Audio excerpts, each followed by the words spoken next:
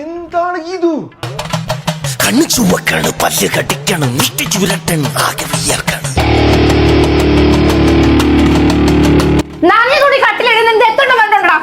പേശികളാകെ ഉരുണ്ട് കയറണം.